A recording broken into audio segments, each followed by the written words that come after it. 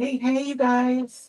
Good afternoon or good morning, depending on where you are. I guess it could be evening too, depending on where you are. Oh, Lord, my hands are so dry. Um, so welcome to Royce's, our quick crafts with Royce this morning. I am feeling a little bit under the weather this morning. So you guys, please look over my energy if it's not the same as usual. I'm fine. I just woke up a little, I don't know. So, for today's project, you guys, I found these. I'm trying to figure out where to start. Lord have mercy for Jesus. If you're new here, my name is Royce Bell. I'm the founder, owner, and operator of Roycycled Treasures. At Roycycled Treasures, we empower creation by providing quality craft supplies, instruction, encouragement, and inspiration. And that's whether you're creating for your heart, for your home, or even for your business. We've got something for you. So I hope you'll hang out. If you're new and you're popping on, good morning, Tara. Good morning. Good morning. Oh, thank you. It's not horrible. It's just my sinuses are just, we are getting rain. So my body may not just be used to the moisture. That may be what it is. But I'm fine. Good morning, Linda. Good morning, Sylvia. So for my quick crafts, you guys, we've been meeting every day in the month of January to kickstart our creativity for 2026. And today, let's see, today's the 24th. So I think this is my 22nd live though, because I didn't start till the second and I missed one. So this is our 22nd day of lives that we're doing here today. I'm going to show you guys what the project looked before we started. Um, so that you guys can see what we're working on this morning. I scored this. I always buy bookends, but I haven't taken the time to do one. So since we're meeting every day, like I guess now it's the time. So these are the bookends. You guys will see the bottom that goes like under the books is metal and the top was wood. And so I took the screws out of the bottom and removed the metal from there so that we could work on them today. Let me see. Oh, and so this is just everything taken apart. And of course, I put my screws in a little bit of a Ziploc bag so that I could actually find it later. You guys might want to hear me, huh? I apologize. I hope you guys heard everything I said. You guys let me know if you could hear me earlier, because if not, we can I can say it all again. So I'm okay, you guys. Like it's probably like a head cold or something. You know, I just don't have time for it because I have stuff to do. So, oh, let me remove that picture. I've already done some prep work. You guys already know I do prep before we come together. So that oh, okay, thank you, Tara. So that we can get through the project, because my purpose, quick crafts with Royce, was supposed to be really quick crafts, but y'all know me. It just didn't work out that way. So the craft will probably not be quick, but we will do it from start to finish. And so this is the wooden part of the I should move this over a little bit. Oh no, I moved it the wrong way, huh? You would think I'd have my stuff together by now after I go live so often. So these are just the wood part, and I'm gonna cheat, you guys. So you guys see how there's like divots in there, and I could have filled those in or something, but honestly, I really didn't have time. So what I'm gonna do is cheat, and I'm gonna put them on backwards when we're done. So the part that we do this morning will be the part facing out. And I'm going to do a textured finish over the back to make it a little less obvious. And that'll be facing in anyway. So we won't really care about that. And I also did some molds ahead of time. You guys, I love my countertop food dehydrator. Seriously, I did these this morning and I put them in the dehydrator for like, I don't know, maybe 30 or 45 minutes, and they're already dry enough for us. I could have left them in longer, but I actually kind of like that they're still a little bit malleable. But the top is completely dry, which means we can paint and do all the things that we want to do. So this is what I'm going to put on the tops of these, but we're going to decoupage first. But before we decoupage, we are going to paint. So we've done milk paint over milk paint, and we've done milk paint over chalk style paint. Today we're going to do milk paint over um, a clay based paint.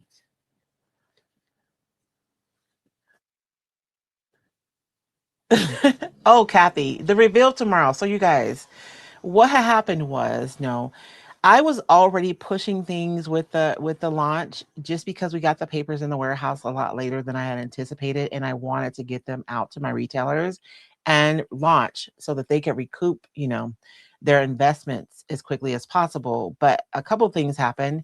Monday was not a mail day because of the Martin Luther King holiday, and with the deep freezes in a lot of the southern states specifically that aren't even used to freezing, I know that there's going to be delays in shipping. And so we've actually delayed the launch until Wednesday.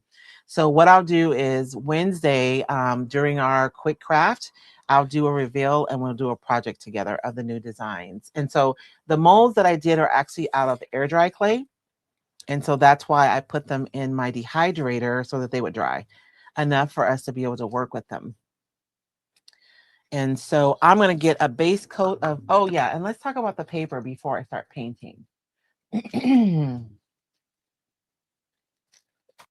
So when I was thinking about what paper I was going to use this morning, I went through, you guys should see me trying to make up my mind. It's just so ridiculous.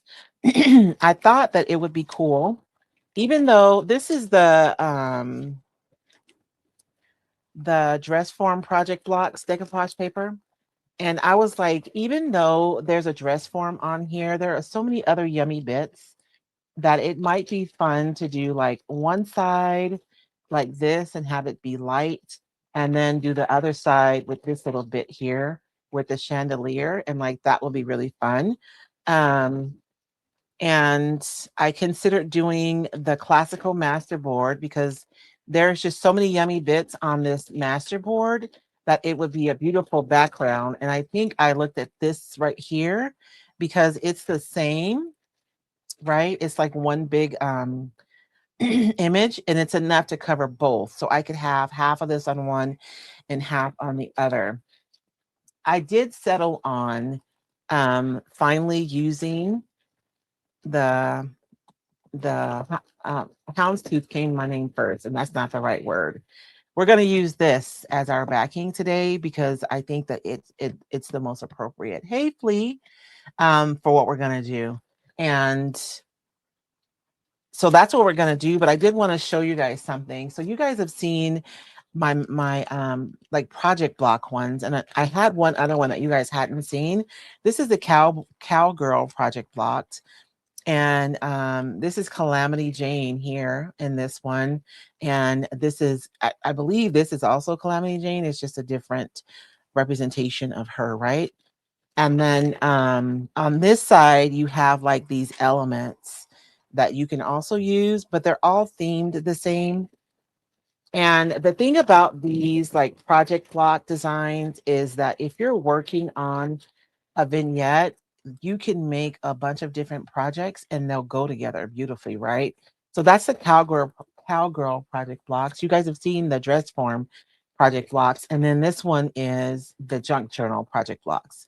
And so again, you have two larger images, which these are just beautiful, yummy pieces of ephemera that are on this side. And then you have like, washi tape is what I was thinking about when I made this. And then you have a lot of smaller elements. And even though they're all different, everything marries together beautifully. So if you're someone who does like art journaling or junk journaling or collage, this sheet would be really fun to work with. But for today, we're actually going to be using the Harlequin. Thank you, Flea. I'm not feeling well. If you guys just popping on, so if my energy is a little down, just look past that, you guys, because I woke up this morning I think I've been going at about 200% for a while now, for 2 or 3 weeks. And yesterday I hit a wall. And I think today my body is demanding that I rest, which I will after we're done here. So we're going to use the Harlequin on ours. I think that that's like perfect for this crest and crown, right? Um, but first we have to paint. So let's get painting.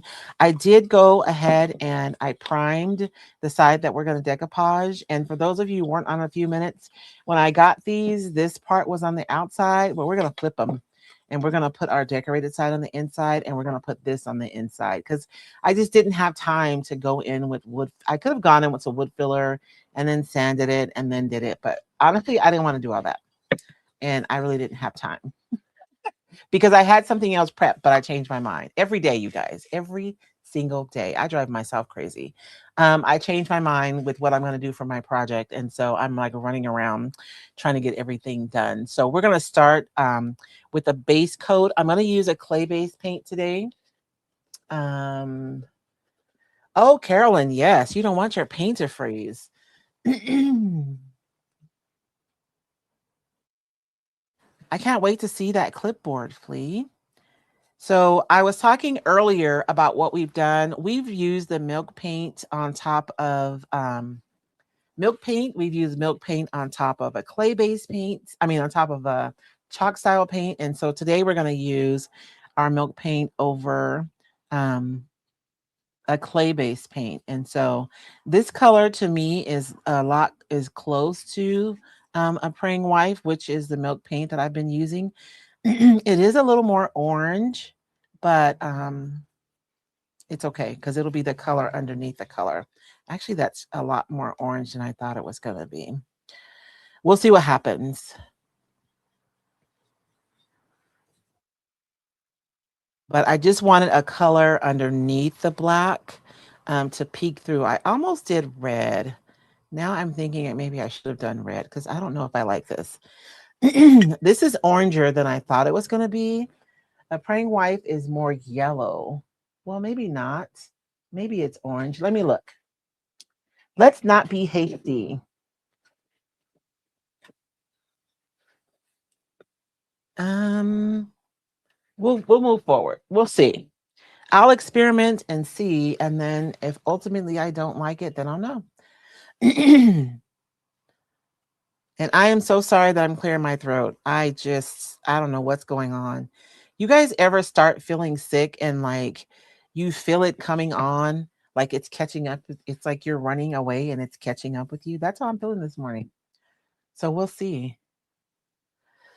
And I know that I have a lot of my friends who are dealing with freezing weather this weekend. I hope you guys are staying safe and staying warm. I think for the states that are used to it, you guys are probably okay. But my people in Texas, they're not used to this freezing weather, not in the parts where it's supposed to be freezing.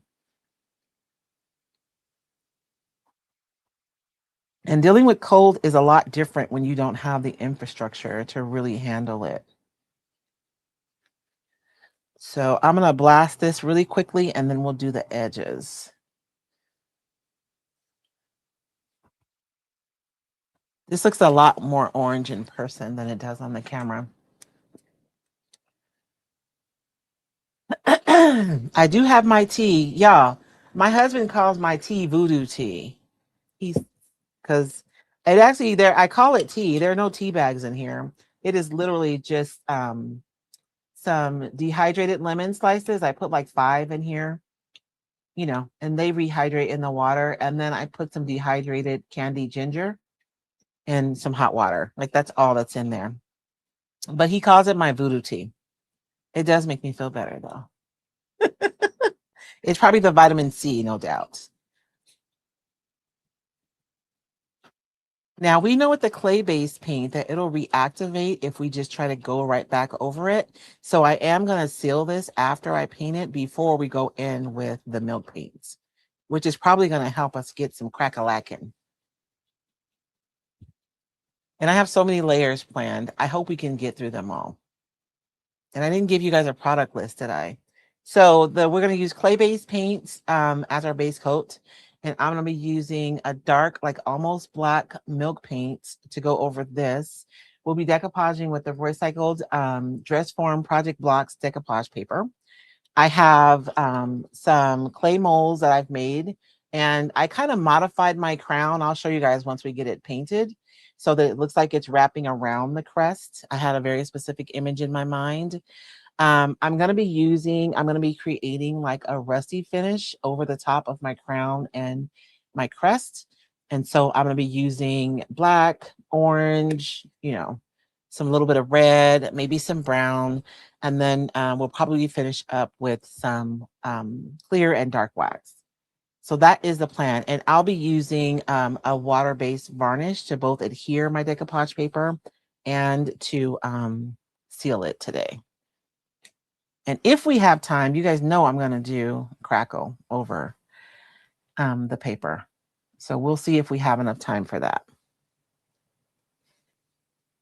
I may have to cheat and squeeze it in on another project. I'm just putting another coat on here. There was nothing pretty about this wood, so I'm just painting it right over it.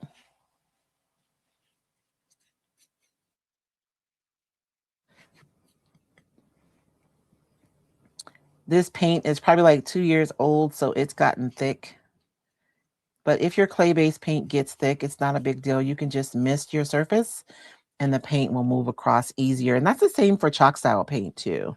If you're ever like trying to blend your chalk style paint and it's not moving really nicely over the surface or easily, you can just mist it. Don't wet it, because if you break down the emulsion, it's hard. It doesn't work the same. It gets like watery. So you just want to mist your surface just a little bit. Okay. And yeah, I wash my brushes. Look, I have a brand new jar of water today because I washed all my brushes.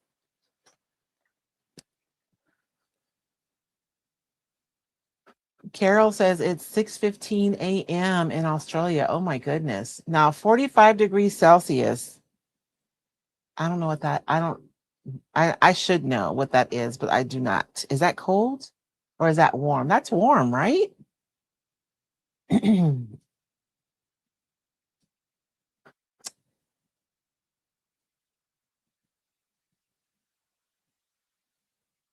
And so I am going to just dry this before I go in, and I'm going to seal this one really quickly before we go in with our milk paint. And so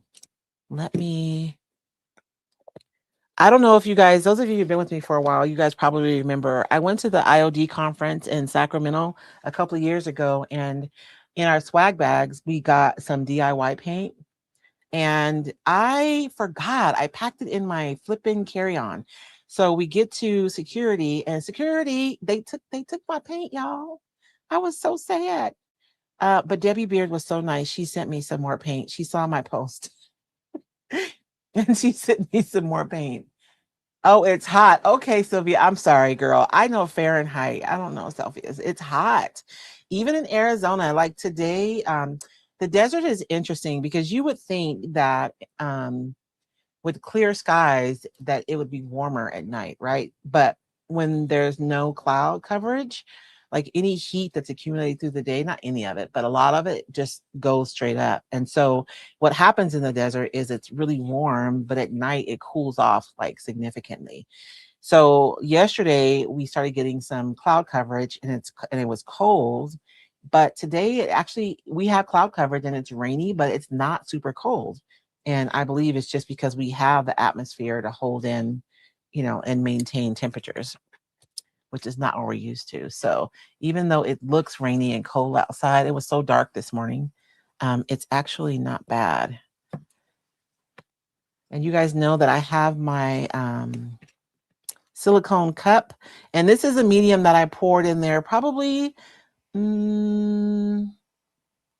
the beginning of the week. And so you guys see what's happening. It's beginning to get thick, but I can still use it though. It's still fine. It just starts thickening up after a while. But usually I can keep medium in this cup for about a week and a half. It'll be 2 weeks though, or so before it like gets solid. And then I can just pop it out because nothing sticks to the silicone. And I'm just going to do a quick coat. And if you guys are just popping on, welcome to Quick Crafts with Royce. I am meeting you guys here every morning at 11 a.m. Pacific Standard Time to do crafts together. They're supposed to be quick, but that went out the window like 2 weeks ago. But we do complete them from start to finish. And honestly, I feel like a lot of you are probably bunkered in because of the cold. So if we hang out a little longer today, I think we'll be okay, right? And why y'all let me do that before I painted my edges? So I haven't been monitoring the comments at all, and I don't monitor them super closely. I'll look up every now and again because I don't want to get distracted because we want to finish. So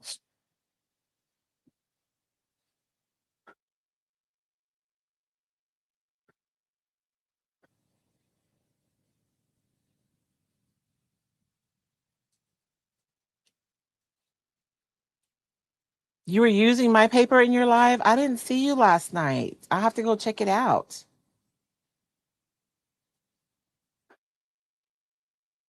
Thank you, by the way.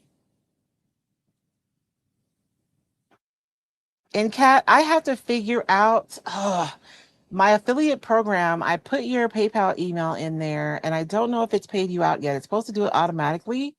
Girl, I'm sure it's user error because I don't know what I'm doing. But let me know if you've got received a payment yet. And if you haven't, I will go in there and see if there's something else I'm supposed to do. I don't know. I thought the whole purpose of having the program was so I wouldn't have to do anything. That's what they told me when they took my money. Um, let me do the sides. I put the paint away and I haven't even done the side yet. So, and you guys, I might be a little, a little more off than usual because I'm not feeling 100%. So y'all might have to help me out. Maybe that's why I didn't see that the pigment that was sitting right in front of me, literally right in front of me yesterday. That was just so hilarious. I meant to paint the sides and I forgot. I don't mind if I get a little bit on my white because I can always touch that up if I need to. And you guys know I'm going to be putting a grungy halo on here anyways. So if we get a little paint on the front, it's fine. I did use primer to paint white over this top because I wasn't sure I wasn't sure if it was going to bleed a lot. The finish on it did come off pretty easily when I was washing it, but it didn't bleed. So I was happy about that. Or if there was any bleeding, it didn't show through. But I think it just didn't bleed. It all depends on the wood. And when I talk about priming or, prepping properly, I'll have people say, well, that's never happened to me. I mean, if there's no guarantee that you're going to get bleeding, right? But especially with furniture, I think it's probably more important than anything. If I'm painting a piece of furniture, I am going to prime because I have had a piece. I painted it. It's a beautiful blended finish. I put some transfers on it, some molds. Ugh. And then I walk by like 2 weeks later and I have big old blotchy marks everywhere on my piece. It traumatized me, you guys. So I'll never do that again. So I always prime, especially when I'm doing furniture. And if you don't want to deal with a white primer, you don't have to because there are colored primers. I actually, if I would have done this white primer and it would have bled, I would have used clear primer on the back before starting to paint today. So you have options. And then I'm not going to talk about brands right now. We'll talk about primer another day because there's a new product out there.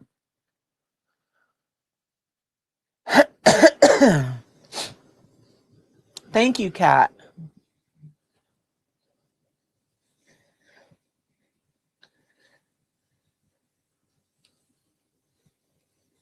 I'm not going to paint the bottom because this part's going to be adhered to the metal.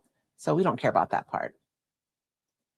And I'm probably putting more attention to the back than most people would, but I don't know. If it peaks and somebody sees it, I don't want them to see that it's just unfinished wood. And this is a chance for us to play too, to see how the milk paint does over the sealed clay-based paint. I feel like it's not going to be too much different because we're sealing it. The reason why I'm sealing it first is because I don't want this color to mix with my dark color. So I want to make sure that it's like set in place. And so we're sealing it too afterwards. And I thought about using red. I think I'm going to have to do that. Some point this month, we're going to do red with the black over it.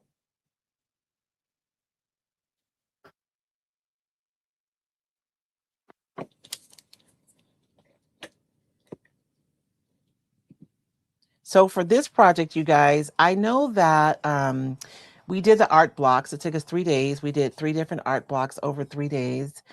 And somebody was looking and they're saying, okay, that's lovely, but like, what am I going to do with those, right? So this is one of the projects. And I always say, whenever you guys see me make something, I make it small, honestly, because it's just easier, right? I'm sitting here at my table, and it's just easier for me to be able to show you exactly what I'm doing. But the approaches we use, the products we use, you know, everything that we use, you guys can use them for whatever you want. It doesn't have to be it doesn't have to replicate exactly what I did. So, you know, we did these, right? These art blocks. They could just as easily be the side of a bookend, right? Or anything else that will be shaped similarly. It doesn't have to be an art block necessarily.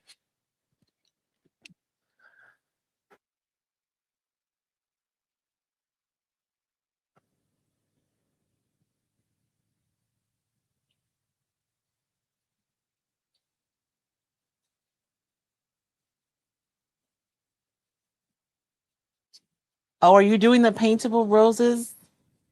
I love the paintable decoupage papers. I really do. I almost actually, so I'm going to give you guys a sneak peek until tomorrow.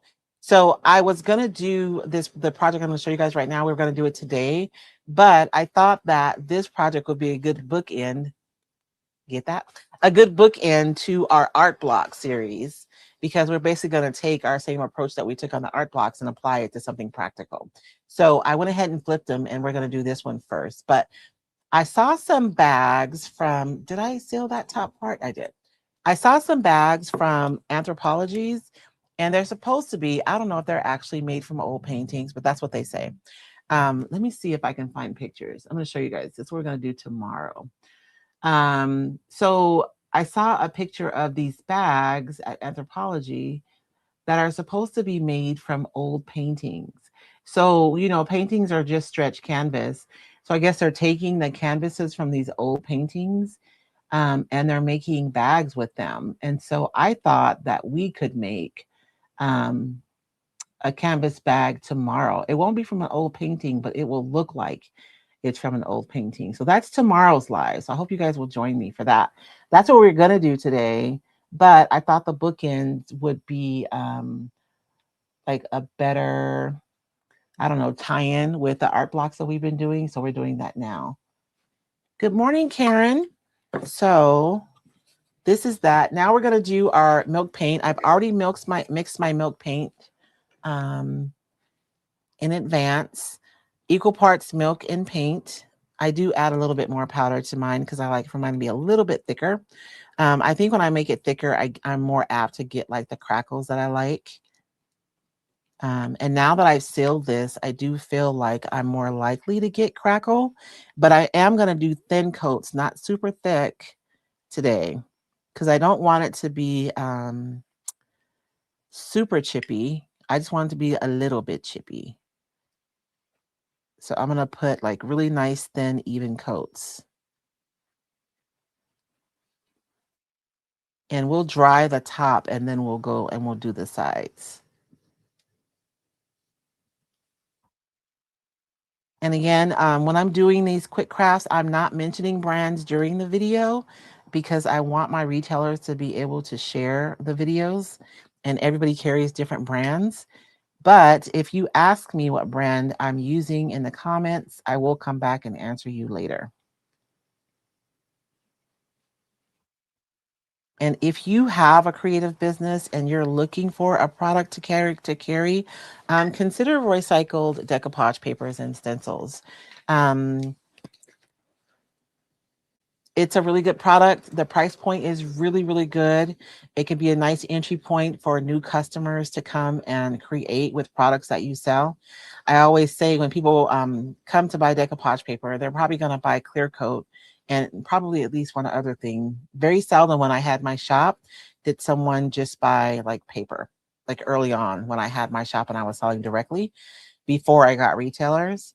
And we have continued education opportunities. Any of the decoupage or stencil courses that you see that we sell, those are actually free to recycled retailers. Um, but our business training is actually a quarterly Zoom call, so we meet in real time. I bring my business coaches in to teach about different things. Although this quarter I'll be teaching about using ChatGPT to tin up your productivity. Um, there's something else. Every time there's a third thing that I can never remember until I'm off camera and then I remember. But if you're interested in becoming a Roycycle retailer and you want more information, you can go to roycycle.com and go. If you click on wholesale, you'll see at the bottom that there is a place for you to submit an entry or submit like an interest form. And my assistant Stephanie will circle back to you with additional information.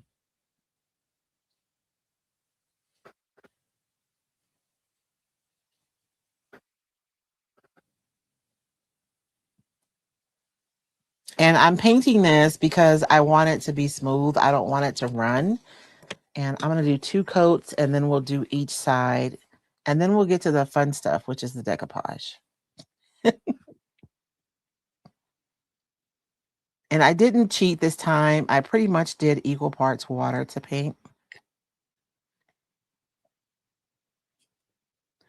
The second coat of milk paint is kind of tricky because you don't want to rub off the first coat.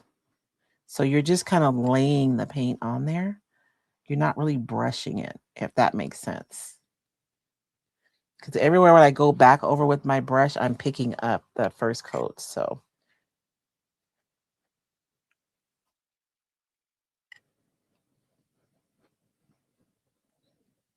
you got to kind of lay it down and leave it.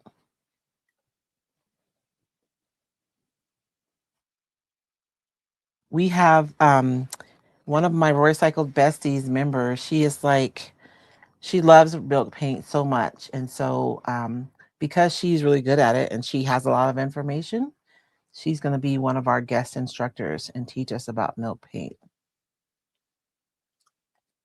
Okay. We're going to dry this layer and then we're going to do the sides. And I know it will probably be easier for me to do a lot of this stuff before I come on with you guys, but like, I don't know. I feel like a lot of my prep is already too much. I like for us to do it together so we can learn together because sometimes you guys know more than I do, right? Look, my adrenaline's kicked in because I'm here with you guys, so I feel good. And then when I come off, it's gonna be bad. It's gonna be bad. And I meant to send a message out on my channel. I'm gonna do it real quick, okay, you guys.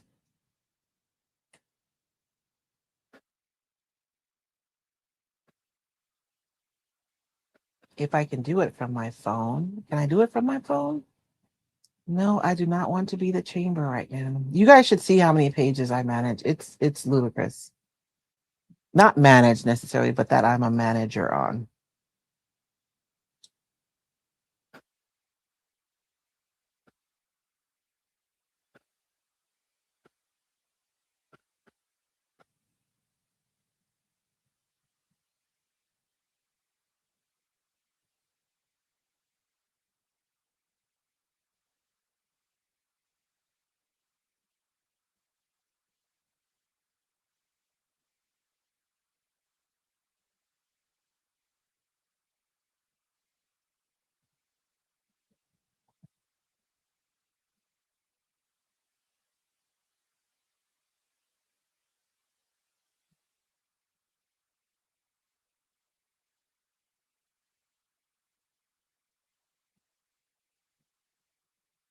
Okay. Sorry about that. Ah, man. Look what I did.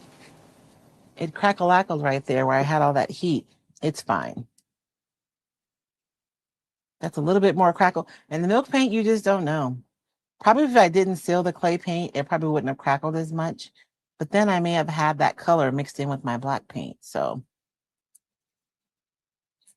that crackled quite a bit, right? Hey, Chris.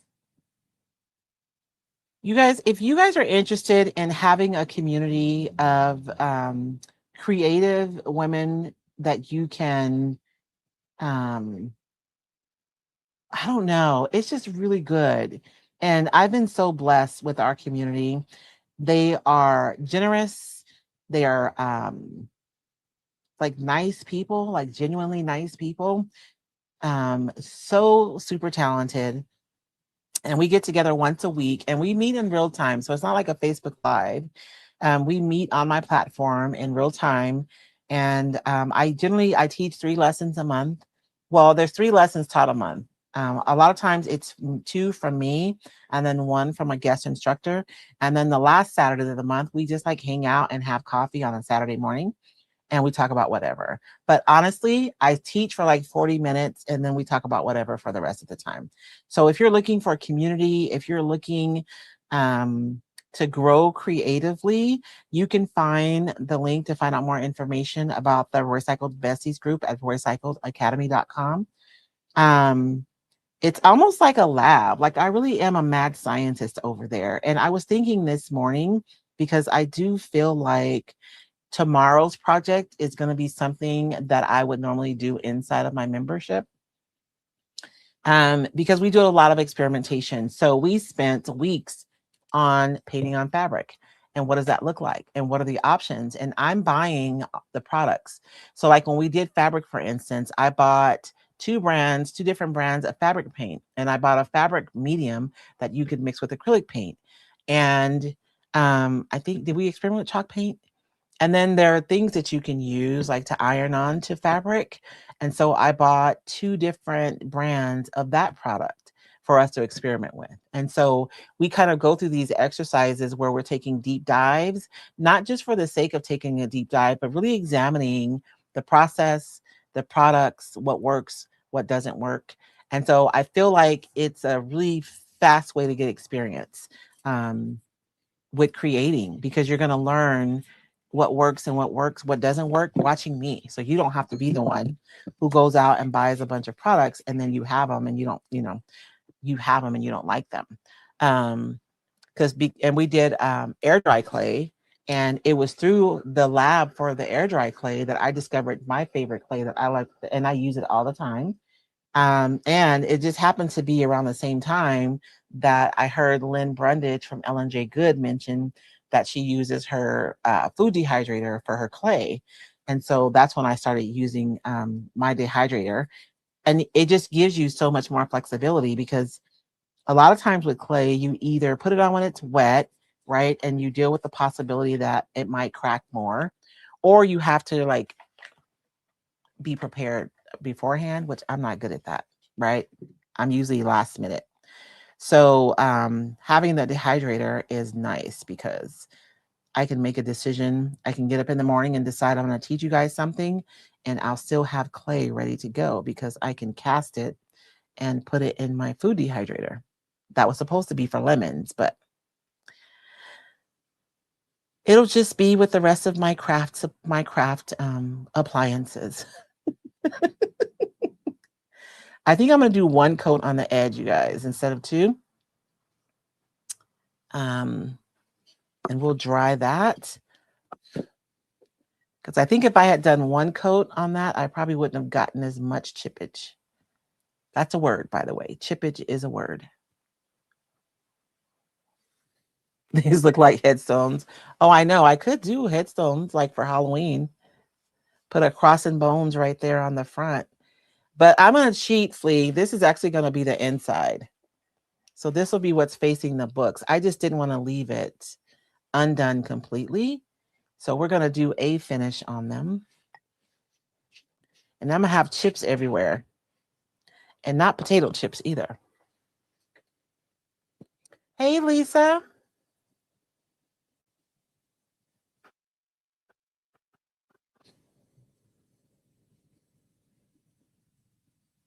The cool thing about the milk paint is it dries really fast.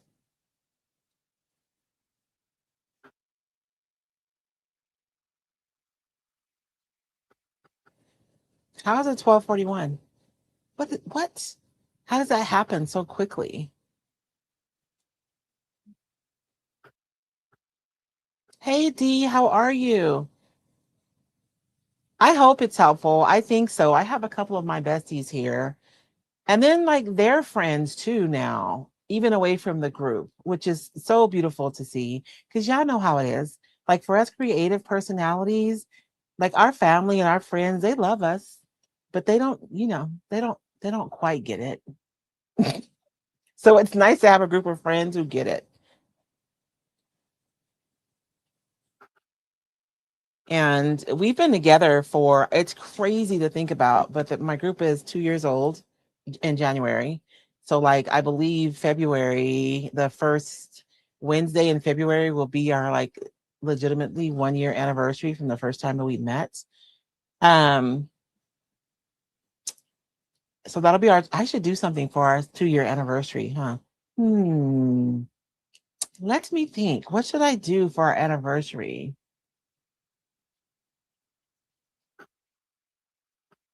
Oh yeah, Lisa, for real. Oh, you know what? I should use that with my milk paint. That's a good idea. Because I use a coffee grinder. So I like to make a paper mache clay. And sometimes, depending on what kind of clay I'm making, I like to put my toilet paper in my coffee grinder, the coffee bean grinder, because it makes it like really, really fine when I mix it. Okay. So that's it. We've painted, and you guys see it looks ashy right now, right? We're going to do some wet distress on this. And then we are going to, I don't want to wax it yet. I'm going to wax everything at the end at the same time.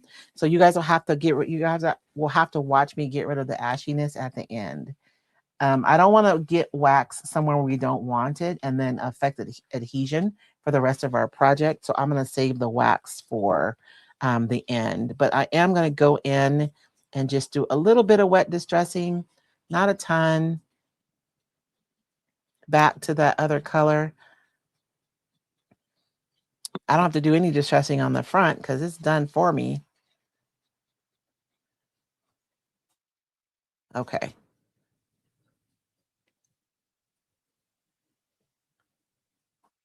And that is going to be that. Let me get rid of all these flecks real quick before we move on so we don't end up with them in our project. Because that was a lot more than I anticipated. And I guess that's the thing I'm going to have to learn about the milk paint is that it's just unpredictable, which I guess is fine. It's why I don't like paint pours.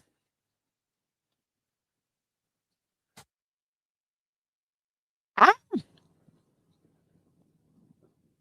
I need me a little mini.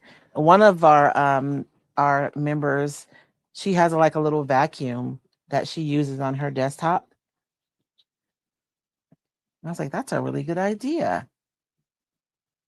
So if you're someone who uses like, I don't know, gold leaf or glitter, I guess they have little desktop vacuums that you can use for that. I think we should paint these first. Let's go ahead and get these painted. This project is like a whole lot of pieces. And then at the end, everything is going to come together. Hey, Sherry.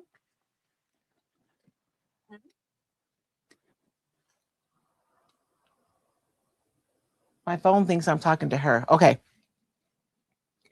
And so I'm going to do something weird. I could cut this top part off, but I want my crown to bow out like that. So I'm going to leave it on there, but I do want to paint it like it's one piece. So I'm trying to figure this out. Maybe I think I'll take some Type Bond and glue this on there so that it doesn't move while I'm painting. And then I'll just paint it like it's all one unit. I think that's the best way to go about this.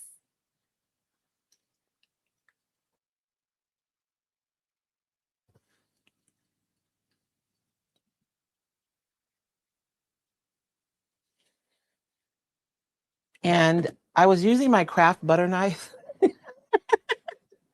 And when I laid it down to scrape it off, it put texture on the back. And I thought it's probably a good idea for us to do that when we're doing our projects. Because if you watch clay artists, they always put texture on the back of their clay whenever they're going to like adhere it to another piece of clay. And so now that's going to be part of my like practice every time is to add texture to the back of my clay pieces so that they'll adhere more readily. I got some glue where I don't want it, so I'm just going to use this little brush and get rid of that. That's no bueno. Okay.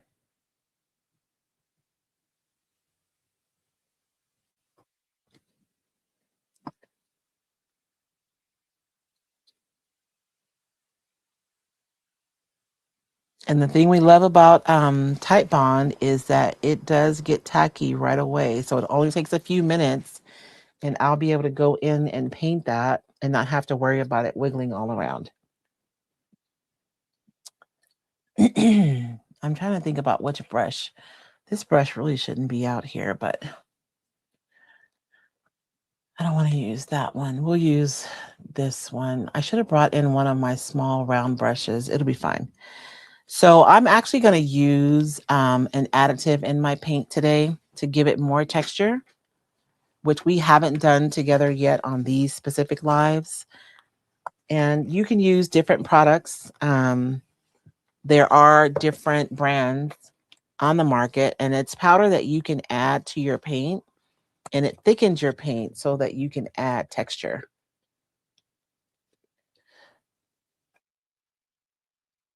And I'm not going to need a ton, so I'm not going to bother like mixing it in a cup or anything.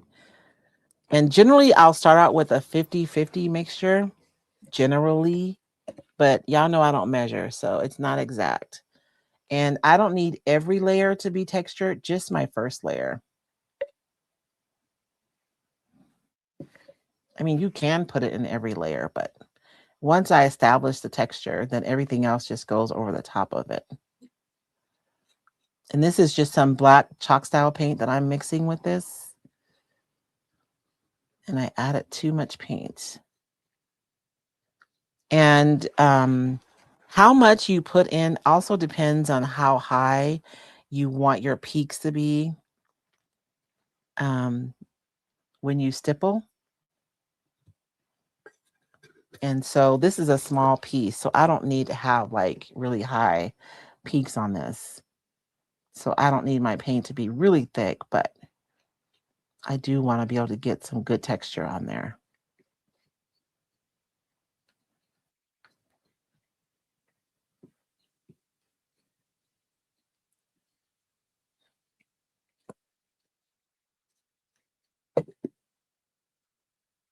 And I'm just going to stipple this black paint on everything. And this is going to be my base coat. So we've done like some grungy textures together, like on the wings of the art block, but I really didn't apply any texture. That was just the color. So this is going to look a little different. We'll compare the two when we're finished.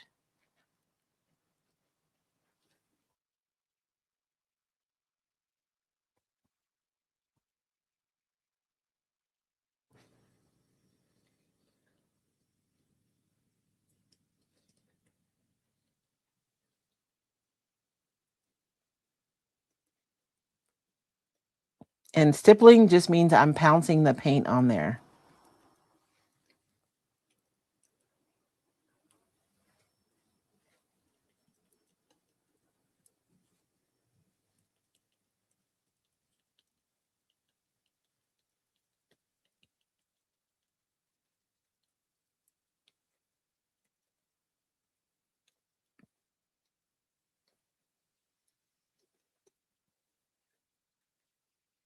Hey, Vicky, how are you? Hey, Brenda.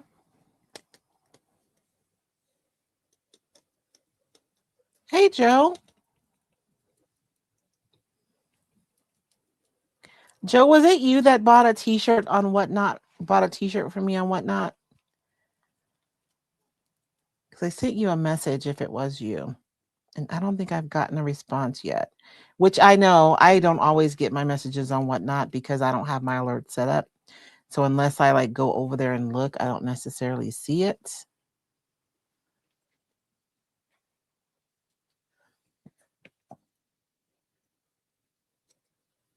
I'm going to turn that around. I'll come back and paint that some more. Oh, man. And I'm keeping these on these little pieces of plates just because it's not like they would be stable by themselves, right? I'm going to need a little bit more paint.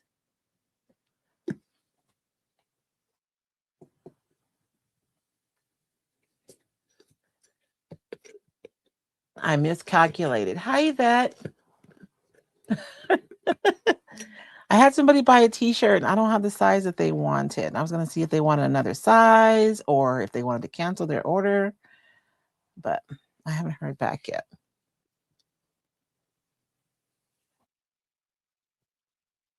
And recycled, you guys who are coming to the retreat, if you guys want to order shirts, you can order them now and we can have them for you on the night of the meet and greet on Thursday night.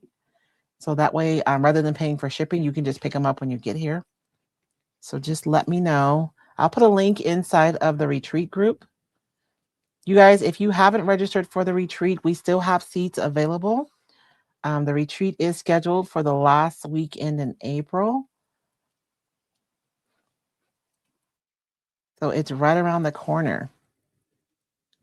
It feels like it's tomorrow.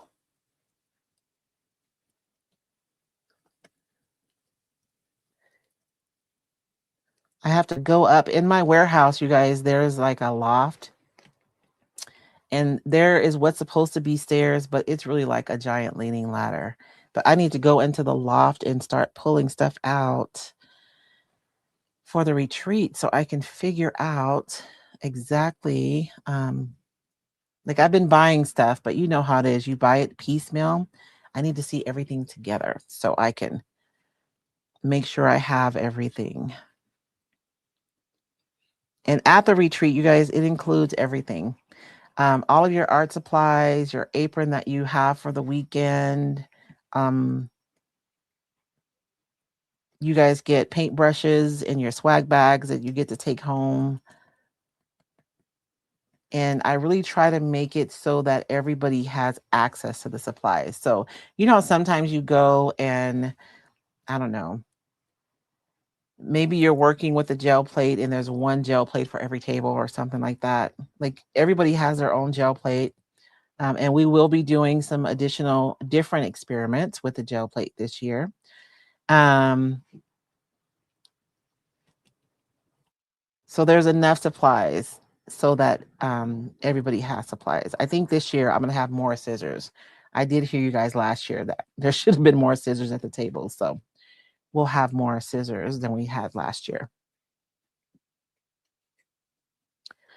I always like to turn my projects around and look at them from a different angle because when you do that, you'll see that you've missed like a lot of area when you're painting. Even when I was doing furniture, I would do that. I used to like to turn my pieces upside down and look at them. And then you see all kind of areas that didn't get product.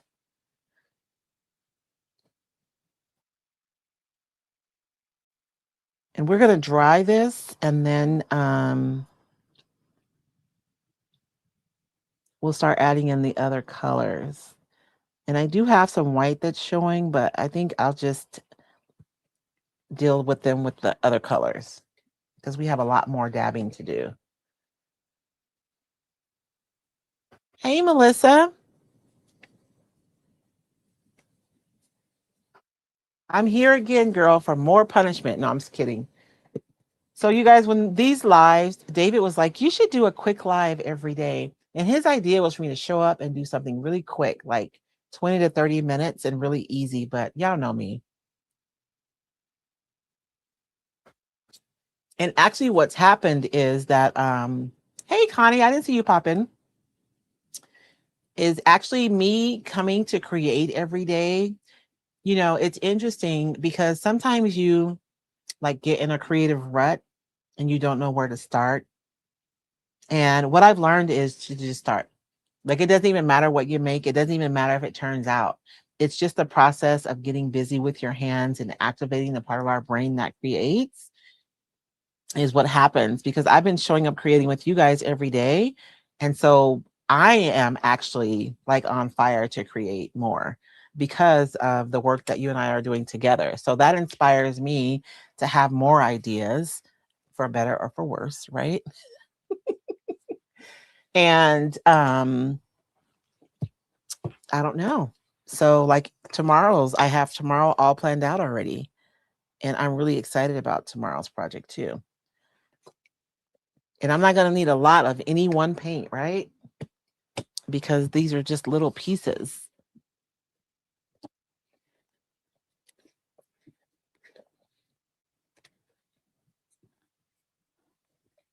I used to have 5011 popsicle sticks up here, but I'm not seeing one right now. We'll try this little skewer.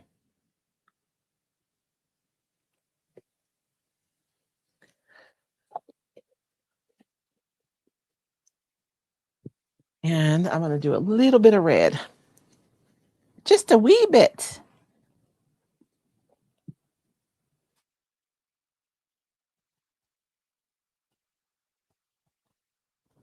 And I'm just super haphazard.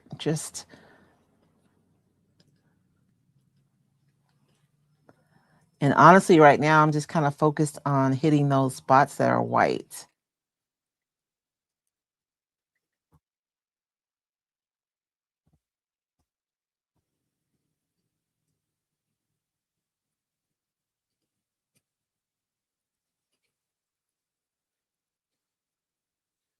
And a couple of you have messaged me about the suitcase that we started last Sunday, because I said I was going to do it last Monday. But what had happened was we started with the clipboards and I never made it to the suitcase. So tomorrow night, I will finish the suitcase from last week.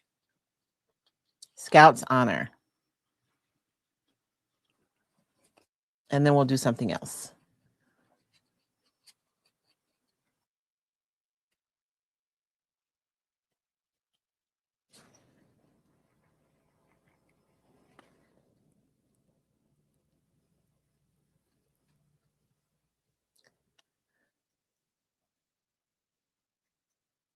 And this may end up in my living room.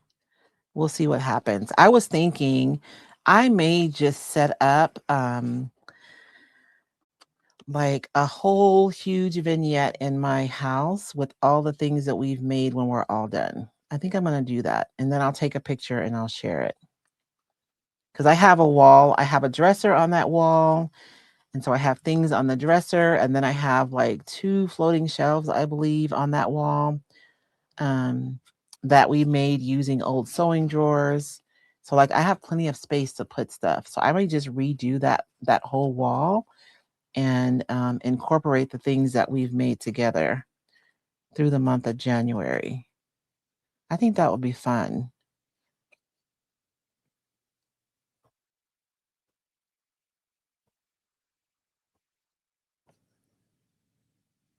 And I'm really just trying to get the white right now and make sure we don't have any white peeking through anywhere.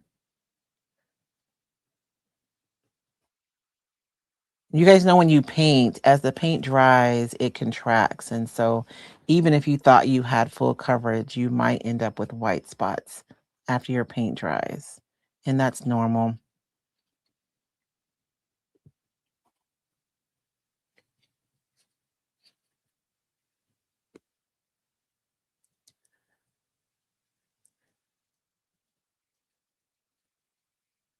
And I like having these colors pushed down in the recesses anyways.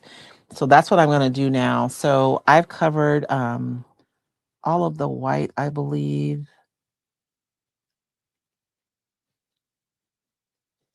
And so I'm going to go back and forth with these different colors.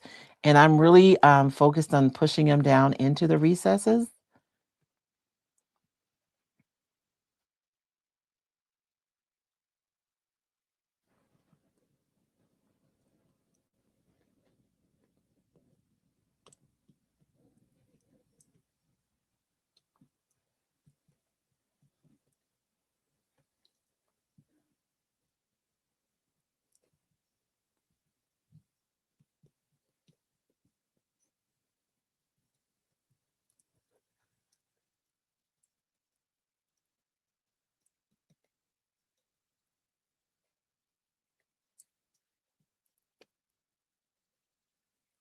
because I'm going to go back over and dry brush with black over the top.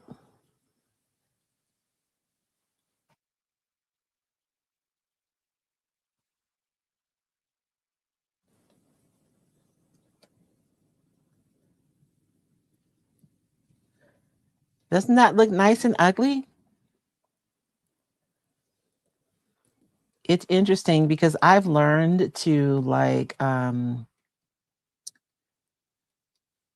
sometimes when you're creating, especially if it's a complicated finish that takes a lot of layers, you have to be confident when it looks like trash, right? Like there comes a point where you're in your process and it looks horrible.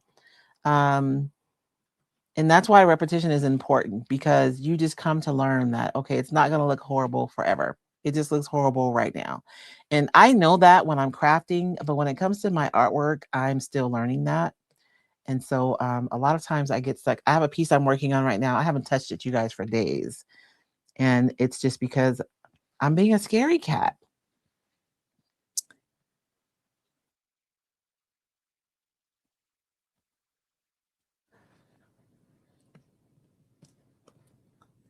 Okay, let's dry this and then we'll come in and dry brush with some black and push some of those colors back a little bit. Trust the Royce process. Hey, Brenda from Colorado. Oh my gosh, is it cold in Colorado too? Julie, it is two shapes that I've kind of mashed together. You'll be able to see them better. It's a shield with a crown on the top of it. It's what it is. So I've taken two molds and I've married them. And we're going to add them to our bookends in just a few minutes. This heat will also help my glue to really dry. So,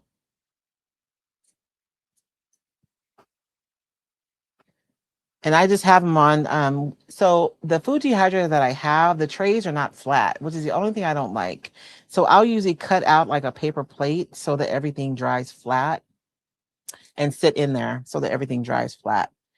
And so I just kept them on the paper plate since, I don't know, it'll help keep my surface clean so we don't get anything on the papers.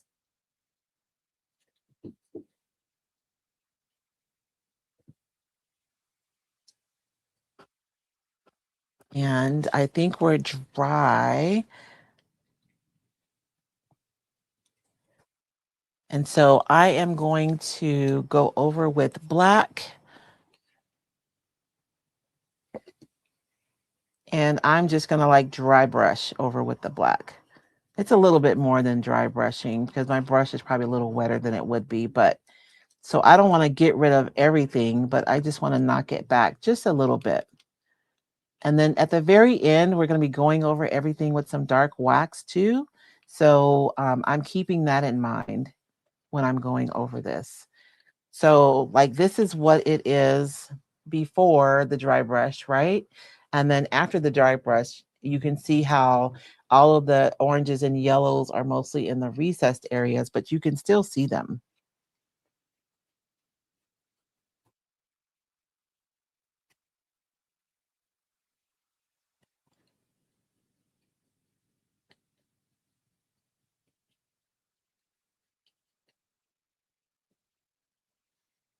And like I said, it's a little bit more than a dry brush because my brush is wetter than it would be if I was doing a true dry brush, but I'm not going in with a brush loaded with black paint.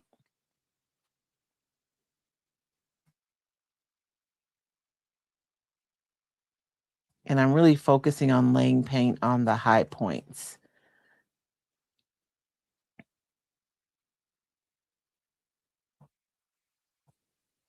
And I thought about putting something inside of my shield, but I couldn't make up my mind. And 12 o'clock got here, so we're going to leave them blank.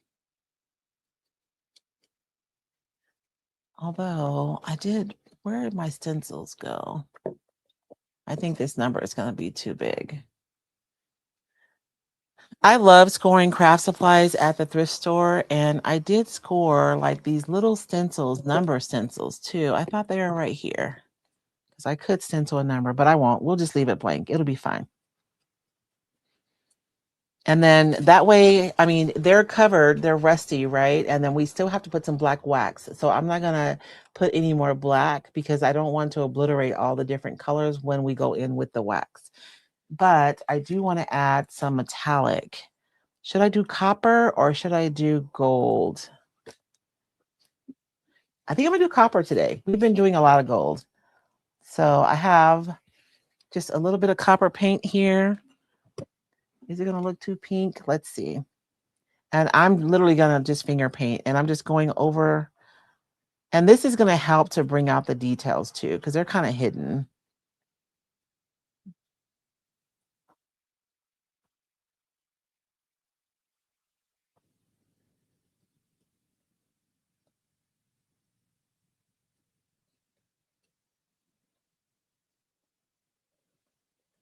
See, you can see a lot more details now with the gold on there. Sorry, you guys, I have to find the camera.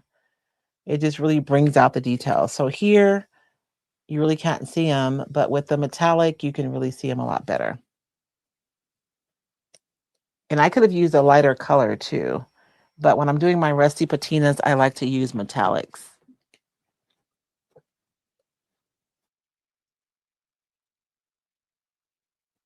And I like using my finger because it just gives me more control. And I'm just rubbing over the high points of my piece. I don't want that to go into the recesses.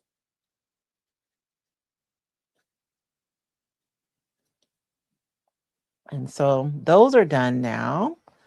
Don't they look ritzy? Okay, so let me clean up a little bit. And now we get to the fun stuff, which is the decoupage.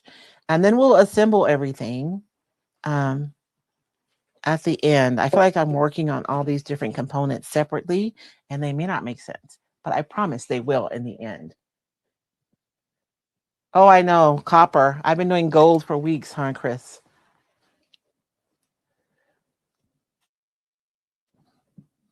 Okay, so now we are going to decoupage our pieces. But first, let's grunge up the edges. Now that you guys are hanging out with me, like, I don't know how many of you are hanging out with me every day, but you guys are probably seeing my patterns more clearly now, don't you? Because you're watching me create back to back to back. And so we are going to add some grunge on here. That's why I'm not really too worried about those colors coming over the edge because we don't want perfection anyways. I may need to add some more ink to my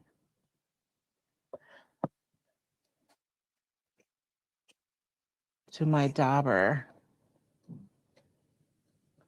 We do not want stone. I want black.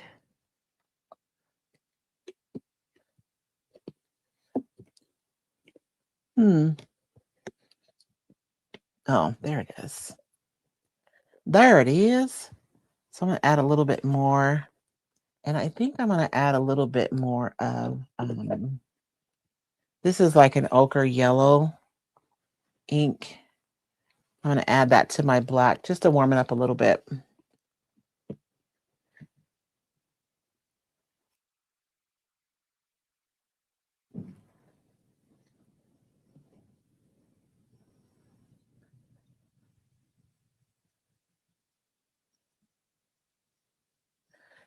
So I need my ink to be wet enough so I can actually blend it.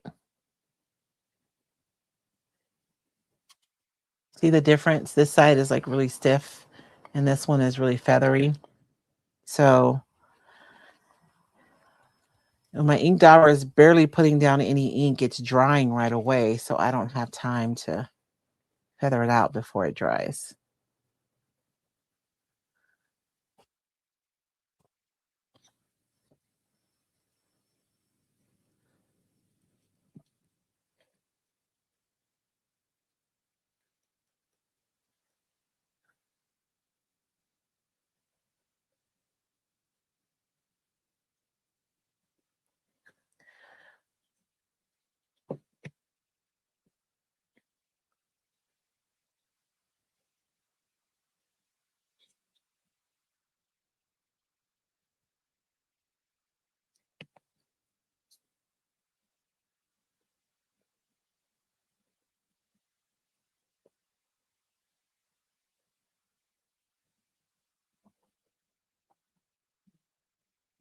And this is just an old brush. I don't know.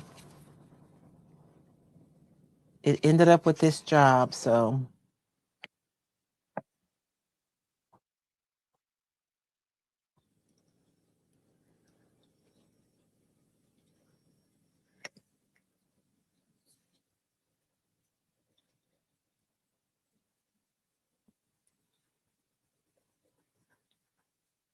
I actually think we're gonna finish on time. Great. I don't know. We still have the decoupage, but we're gonna do an easy decoupage today.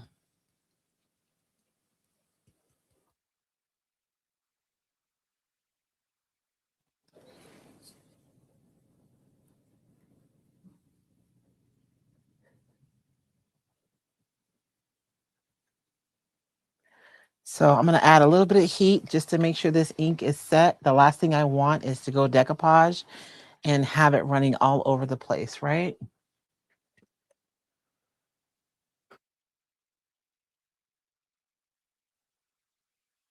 You guys are so sweet, Flea. I appreciate you. I am trying to level up my projects though. I don't know if you guys have noticed. Like,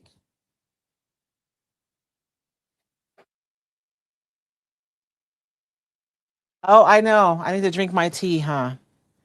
I'm operating on adrenaline right now, Tara. But thank you for the reminder.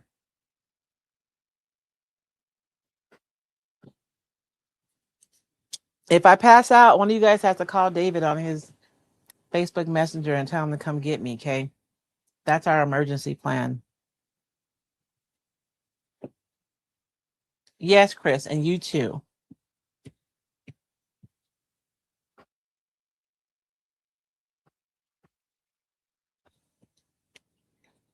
It's nice having my hype squad. It really is. I'm not even being facetious, like seriously. Okay. So that side is there. Now we are going to decoupage.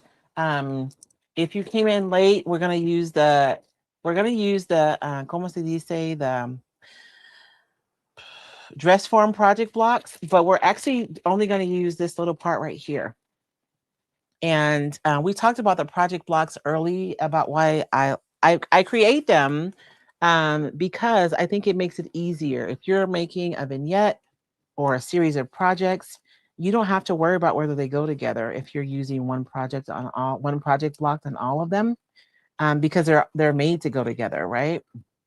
And so I think it frees you up. If you're new to creating, it frees you up from having to make those choices, um, which can be a little daunting sometimes. Let me put that aside before I end up with paint on my paper. And so, like, you have all these pieces, and even though they're all very different, they're all made to go together.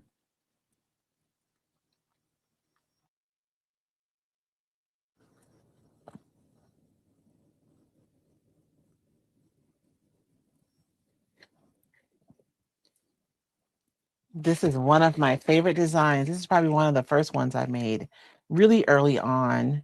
Um, I'm surprised I don't use it more often. So I'm gonna decoupage these like they're one piece because I like barely have enough to cover both of these. So I'm just gonna pretend like I'm decoupaging one piece and then I will separate them later.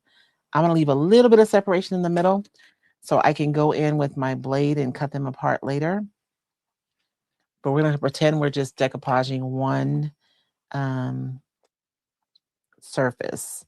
And I feel like that's gonna be the easiest way to make sure that my paper goes across both pieces.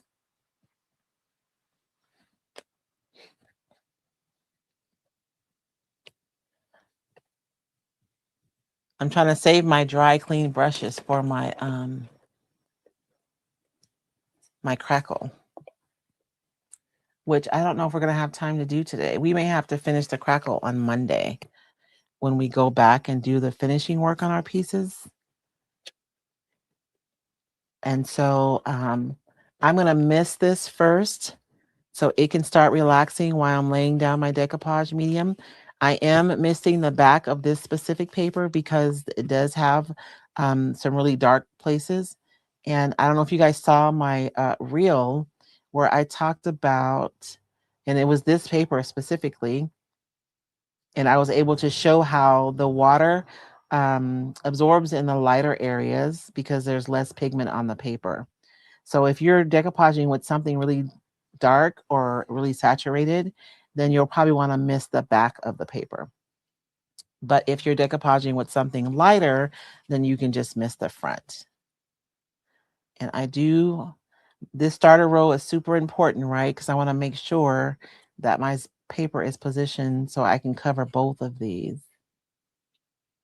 And this is kind of a geometric design. So I want it to be straight too, right?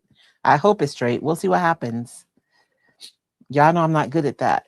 And now that I have my starter row, I feel like I can just go ahead and do the rest and it'll be fine. And again, I have a little bit of a space between these two pieces, enough for me to be able to get a blade through to cut them apart once everything dries.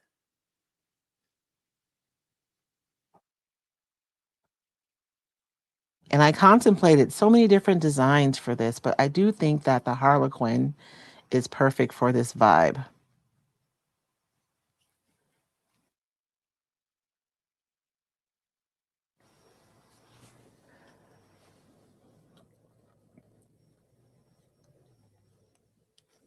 And I'm looking from the side to make sure I didn't leave any spots without any coverage because I don't want to have any bubbles in my decoupage finish. I forgot to miss that. Could have been relaxing while I was doing that.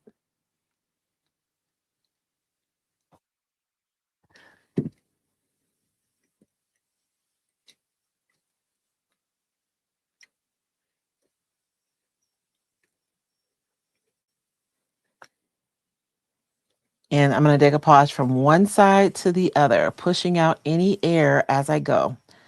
So I don't get any bubbles from air being left underneath my paper either.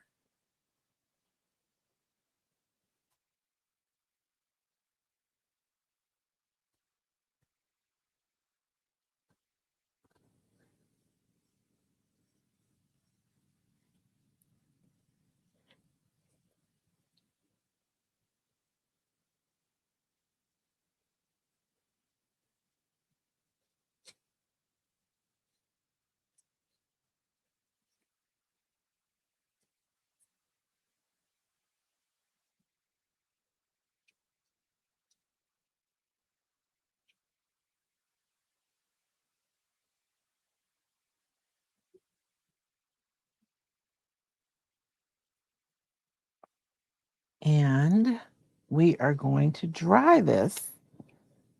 And then we can start assembling our piece. I'm getting excited because I can see it coming together.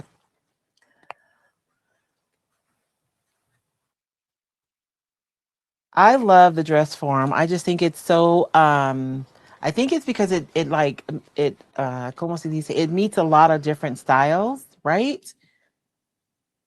Because it can be Victorian, it can be a little steampunky too, but it can also be like kind of girly. And if you like sewing, you may be attracted to it as well. Um, but yes, I do love the dress forms. You guys can probably tell they're one of my favorites because I use them a lot.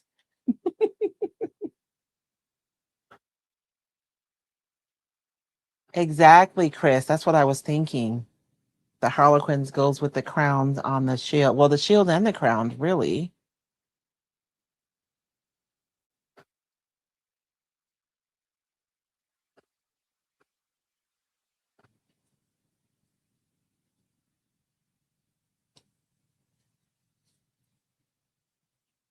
And I always love when I do my, because you can do your halo on top of your paper too.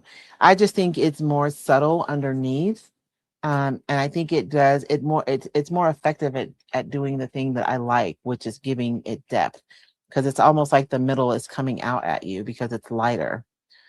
And because it's less obvious, it just feels like there's depth there, not that there's a not that there's a halo there. I'm going to dry this really good here in the middle so I can cut these apart cleanly. When you're trimming your paper, making sure it's dry really does increase the odds of you getting a clean cut like 100 times.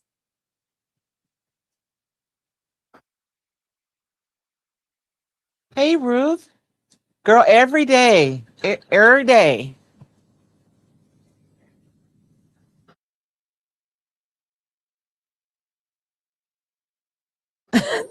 I should. Flea, I should make some Hype Squad shirts.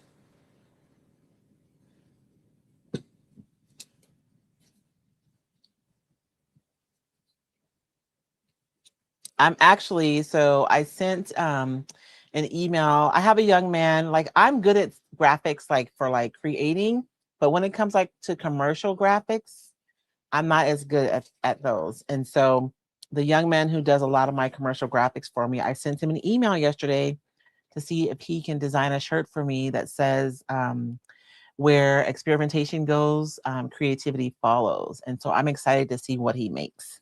I should check with him today.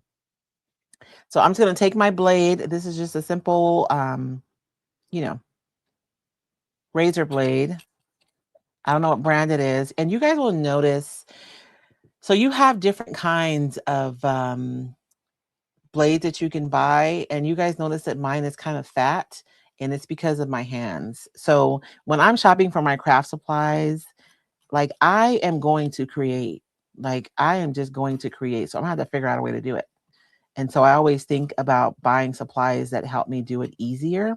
And this fat handle, especially with this grip right here, goes a long way to help me to be able to use it easier. Especially today, because we have a lot of cloud cover today, which you guys know my joints are just mad today. I am moving slow today.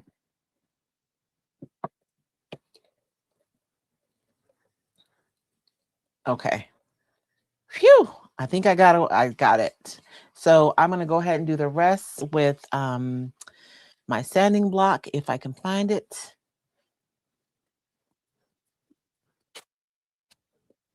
You guys see I'm going down all the way. I'm not going across. I'm going, my motion is down, even though I'm kind of starting at the bottom of my block, and then I'm pulling it down as I go like that. That way I can get the speed without risking tearing my paper and not getting a clean trim.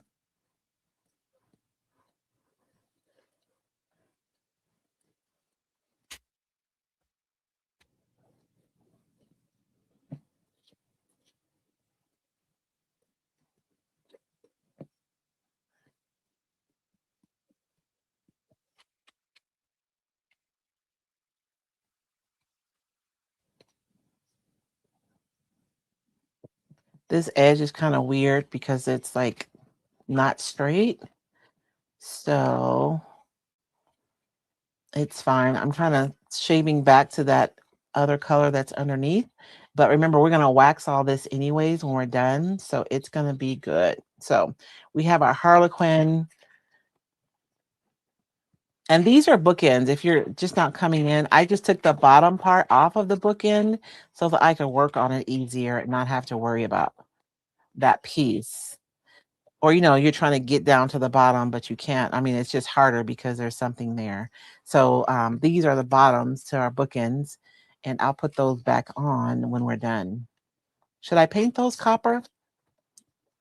I just thought about that.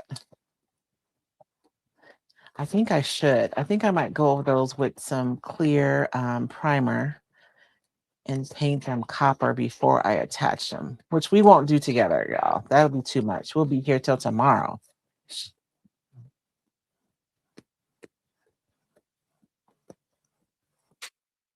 Okay.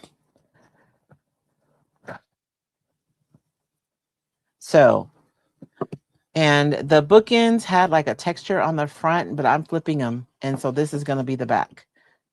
And like we're legitimately almost done because all I have left to do is what time is it? Oh, it's 1:27.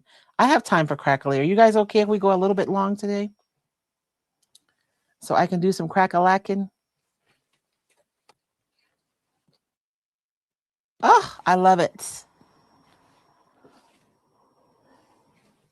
I'm going to try to center it, but I'm not going to measure. So we're going to see what happens.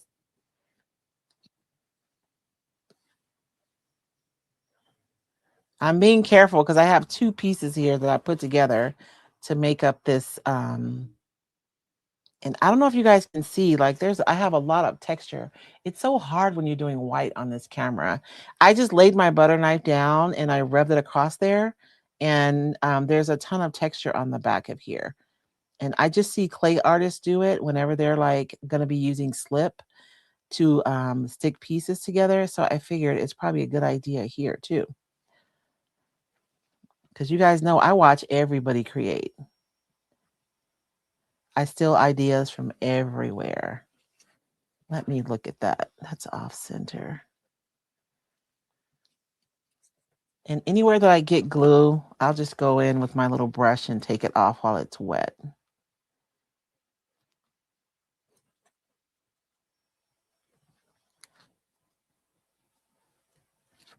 Okay. So that one is adhered. And we have this one.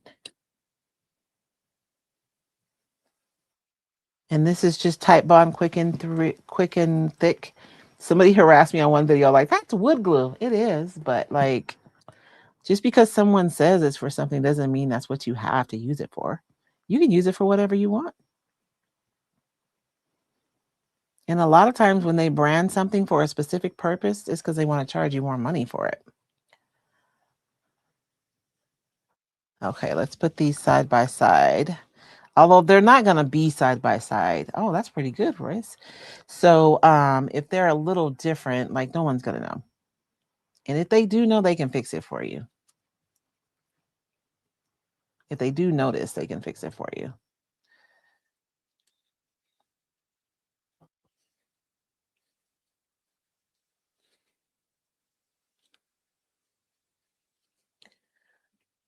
I love it when a good plan comes together.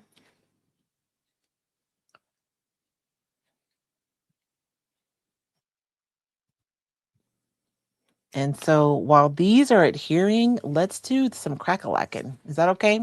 If we do some crackle today? Because you guys knew I was going to, right?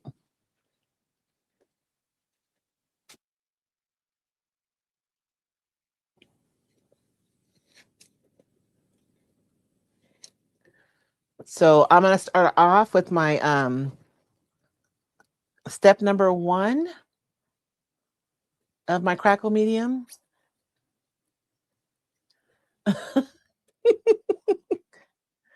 I don't know. Y'all might be tired of me by now. It's been a whole month. And I'm going to put down step 1. And you guys know I like to do little hatch marks, like little short brush strokes when I'm laying it down. And I'm being generous with my medium. The more you put down, the bigger and deeper your cracks are going to be. I do like laying my medium down, you know, different. So I don't want it to be uniform all over. So some places it'll be thinner. Some places I'll put it down thicker, so that my cracks are kind of different and not like completely uniform all over the piece.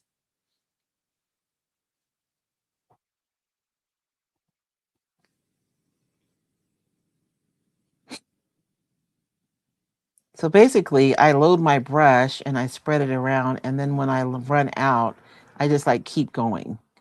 And then the areas where I'm keep going are going to be thinner, and that's going to be fine. Those will be smaller or less and or fewer cracks.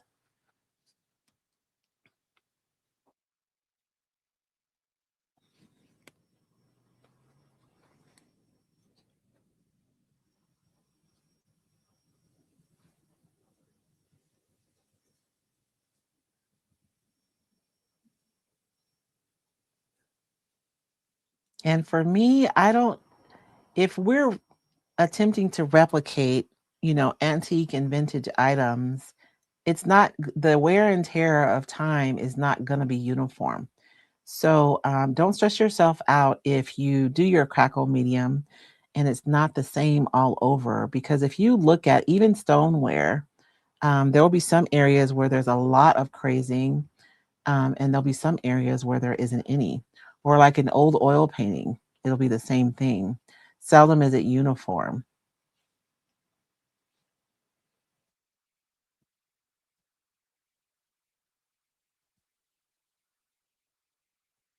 And so we're going to dry this.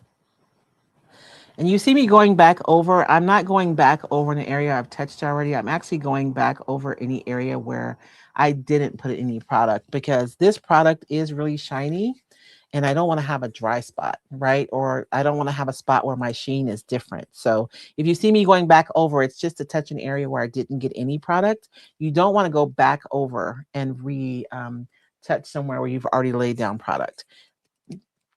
You can disrupt the process and you may not get crackles there.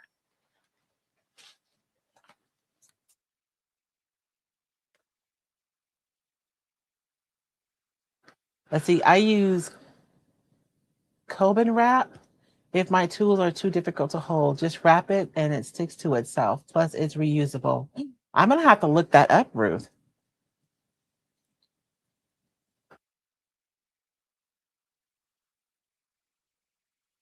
I know when I worked, when I was for the nonprofit that I worked for, we provided support to seniors and their families. Um, and a lot of the work that we did was around like adaptive aids. And so I always think about what we use when it comes to supplies. And so there's like little foam tubes you can buy and you can cut them to size to fit on anything. I should buy some of those just so I can show you guys. Just in case you're like me. Hey, Lou from Colorado.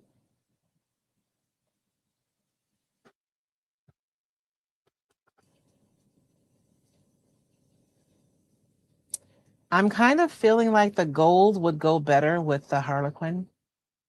The copper feels a little off.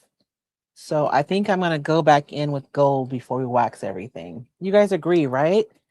Like, I think the gold, see how it's just more cohesive than that copper is. It's a woman's prerogative to change her mind.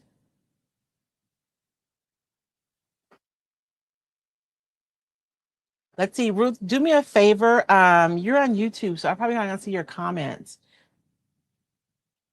because I don't want to mention it during the video because I have retailers that are sharing it. But I will, if you'll put it in the communities here on YouTube, Ruth, I'll let you know what mold I use. Okay, because these actually came off of the same mold. It's two different pieces, but they did come off of the same mold.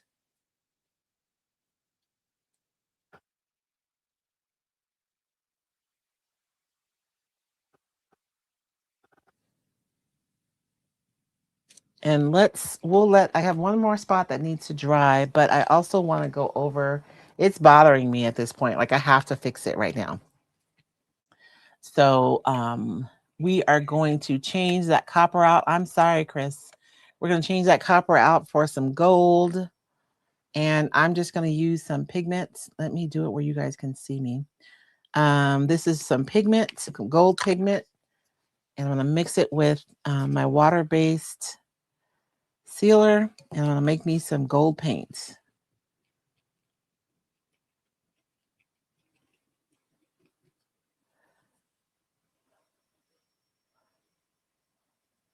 Where is my spatula?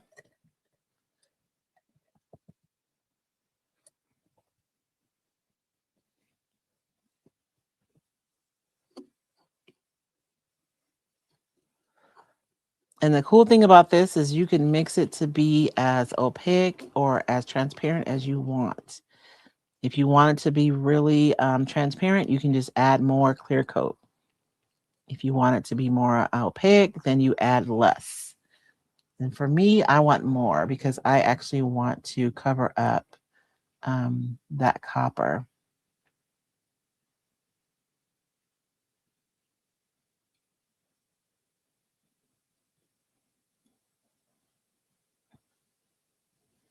I think that's going to be more cohesive. I mixed way too much too. Dang it. I hate when I do that.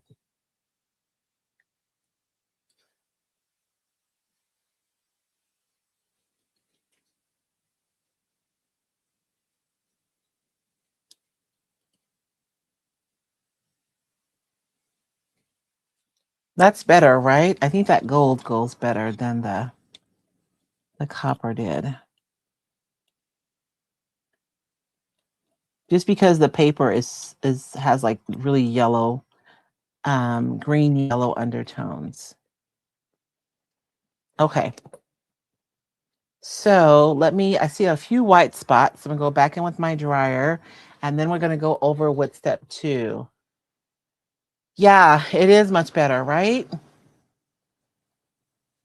And that's the thing about creating. Sometimes we're afraid to make decisions because we are afraid that our decisions might not be the right decisions, but more often than not, you can always change it, right?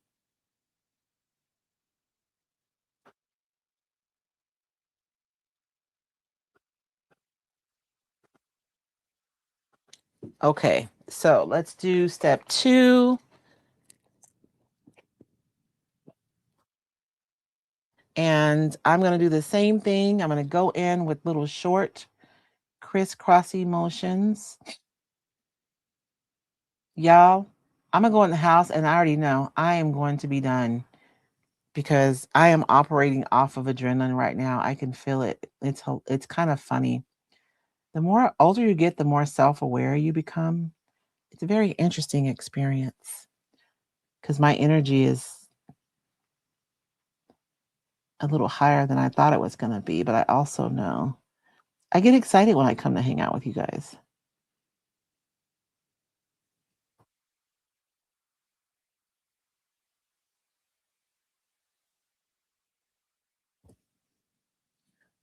Short crisscrossy motions. And I didn't put any gloss on first. Dang it. So I don't know. I mean, I think we'll still get cracks, but I do find that when I start on a glossy surface, I get more cracks. And we did not do that step first. But I think we're still going to get cracks though. But yesterday was crack a lacking because we did the gloss medium on the surface before we started with the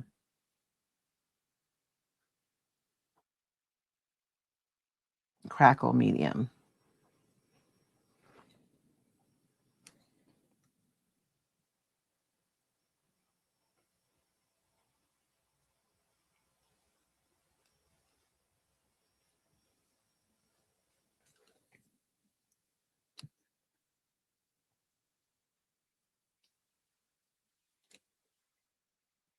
Okay, let me look from the side. And now I'm just going in and making sure that I don't have any areas that are like dry or that don't have enough medium because this dry is really shiny.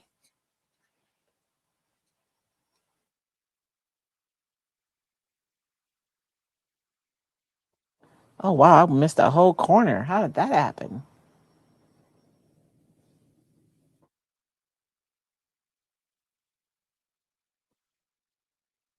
Okay, so put that in the water right away.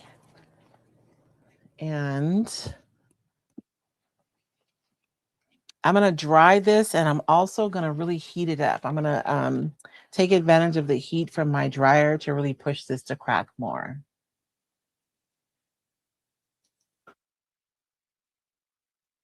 Hey Rosie, thank you. I've been wanting to do bookends. I don't know. I just hadn't taken the time, I guess.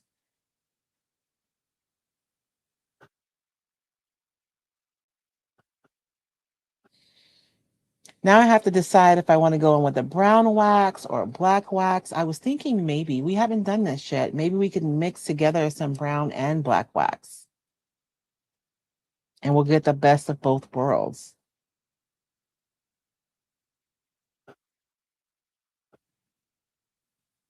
Because we know that the noir is like an almost black. So if I go with the brown wax, it's going to be more of a really dark gray.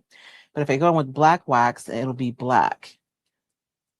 But I kind of like the warmth of the brown wax. So I'm thinking maybe I'll add some brown wax to some black wax and we'll get a really dark, um, warm black. I think.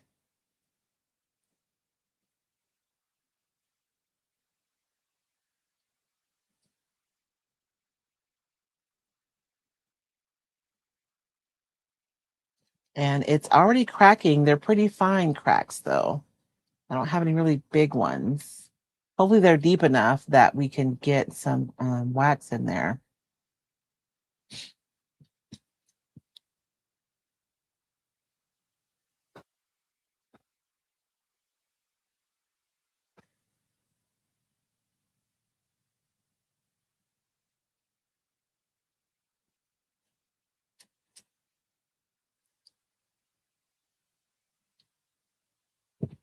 Hi, Cindy.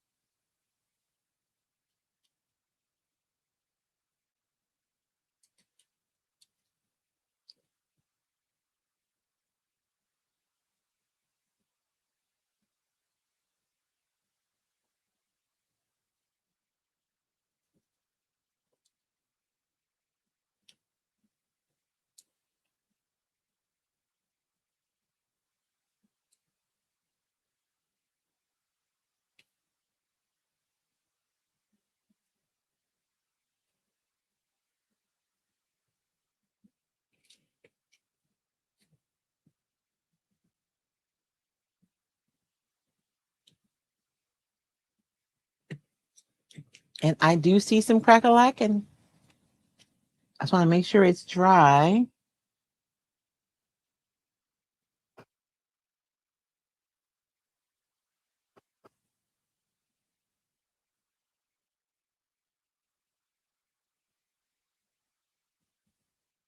You guys feel like you spend most of your time watching paint dry?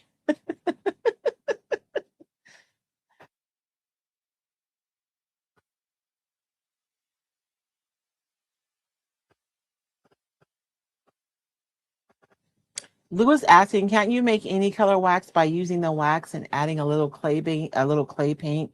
You can,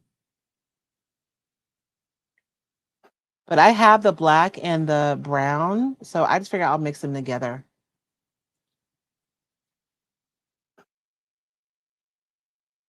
But if I wanted like a and I would probably use the pigments if I wanted it if I wanted to color my wax rather than the clay, just because the clay isn't completely transparent. But yes, you could do that. Okay. I think we are dry. So we are going to do the wax.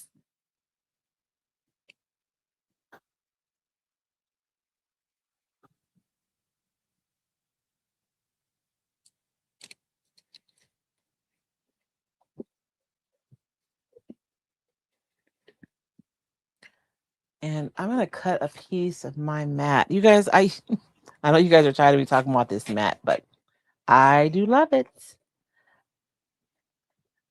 I'm going to mix a little bit of wax on this mat right here. Because we're not going to need a ton, right? And I'll use this spatula. Out of all my spatulas, this one is my favorite one. And I think it's the shape.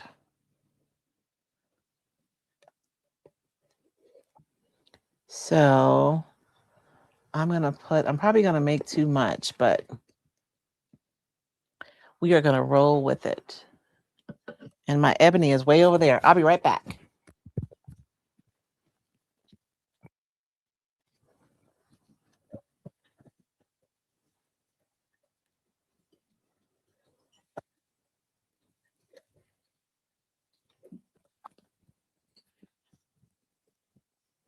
And if I have anybody who's new to decoupage, you don't have to do all this complicated stuff.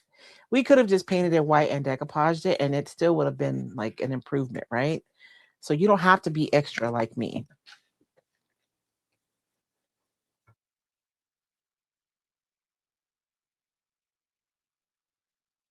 And that's black. That's way too much wax, but I'll figure out a way to store it. Sorry. I don't want my stuff drying out.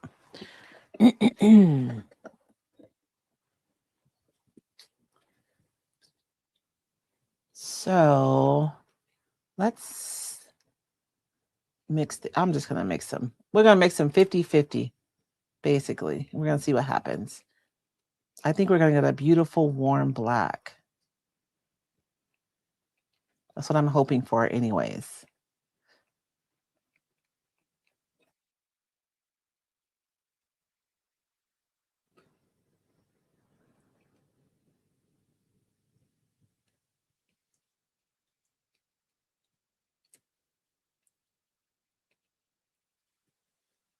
And where is my wax? Oh, there it is. So I'm going to use my small wax brush, which is a little janky, but it works really good. Oh, Lou, the new paper. So you guys, we were supposed to do the release tomorrow, but we're going to postpone till Wednesday. Between the post office being closed last Monday and the severe weather all over the country, I really want to make sure retailers have the paper in hand before we release. And so the release will be on Wednesday. So you guys come for Wednesday's craft and chat with Royce, and I'll be revealing the new papers, and we'll do a project together using one of the papers.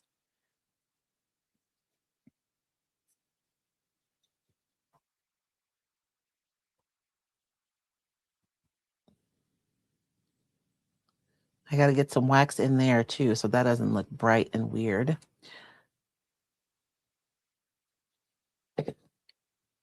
And I'm just using a lint-free cloth to go in and wipe that back. Oh, there's a lot more crackle than I thought there was. I say that a lot, don't I? It's because you can't really see it because everything is clear. And then when you put something in there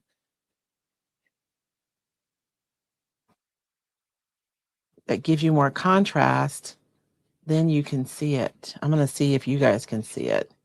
See, the wax just adds so much. And then, can you guys see that crackle?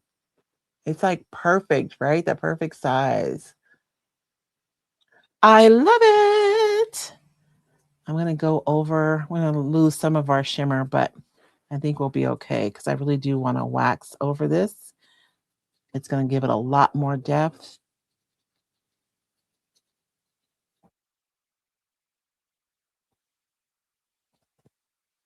Oh, my knee is killing me.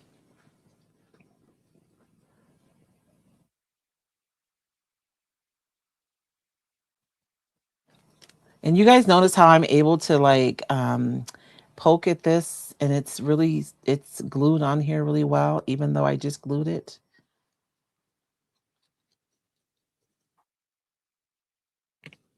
And then I'm gonna wipe off the excess and we're still gonna get our gold back.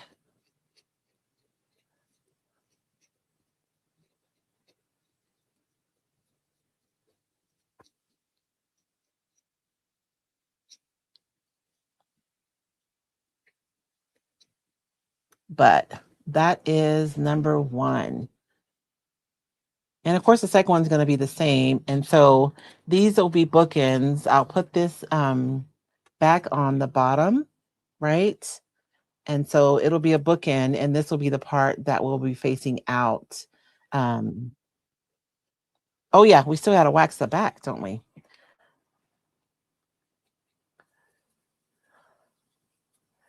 And we used milk paint on the back. We used clay-based paint, we sealed it, and then we put milk paint over that.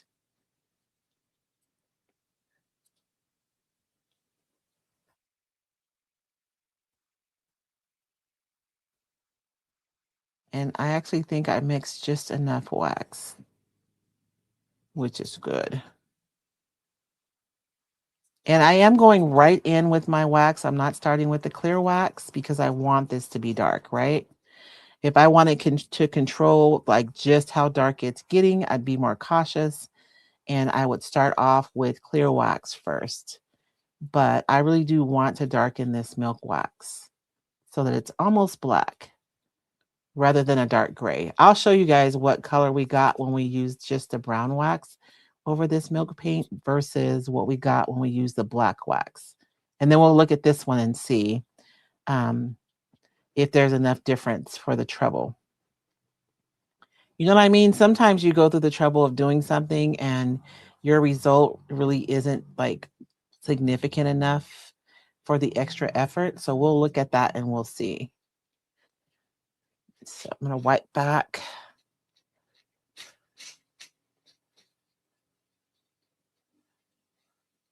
And you're right, Lee. We could have made a gravestone with these. I have to remember that if I see another pair.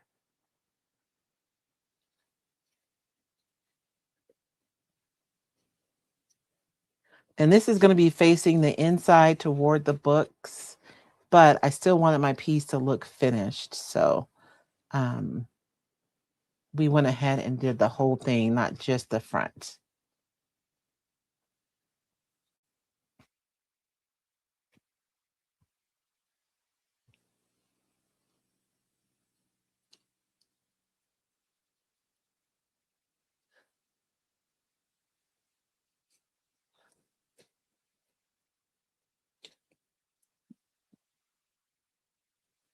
Okay, I'm going to wipe this way.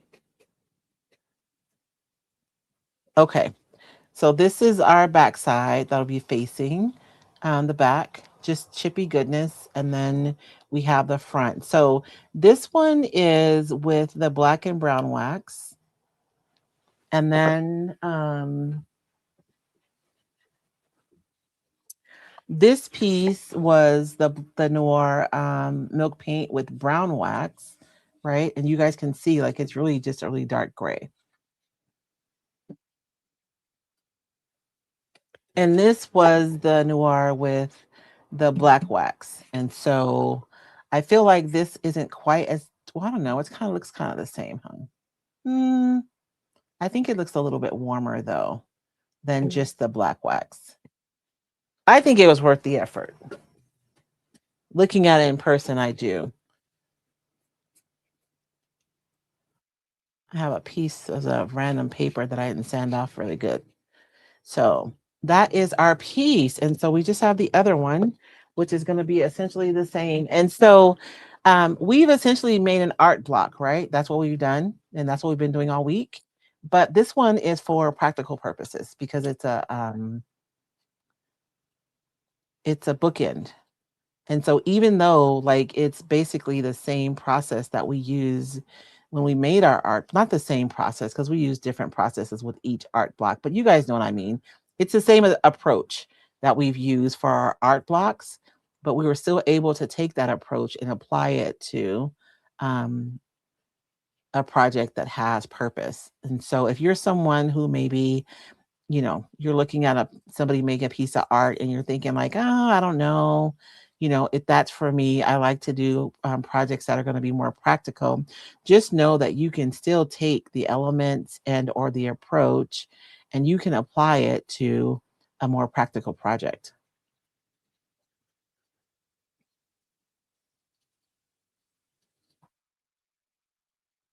like this one. So now we're going to have this beautiful pair of bookends that would fit wonderfully in my living room, I must say. Oh, I could have used some gears too, huh? I actually have some gears. It's too late now. All decisions are made.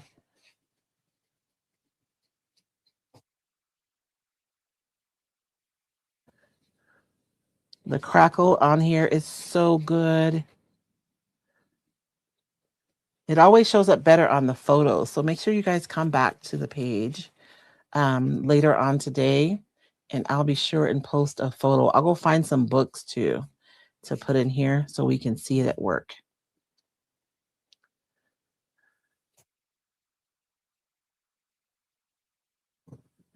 And that wax just comes right off of that metallic and you can still see it beautifully. I do still have some white in here. That's bugging me. Let's see if I can get some wax in there. So at least it's not like a bright white. I'll leave that sit for a few minutes.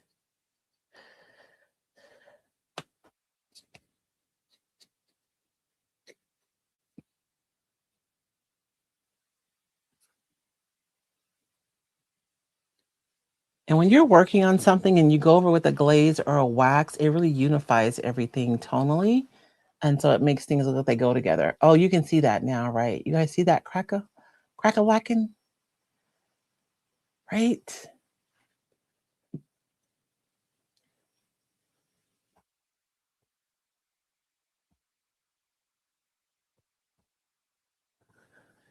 Oh yeah, the people in my membership, they've already seen the papers. They get like first peek. They saw the papers like 2 weeks ago. Of course, they're sad now because we're postponing the launch. I'm sorry, Flea. I'm not laughing. I'm just, your post yesterday made me laugh.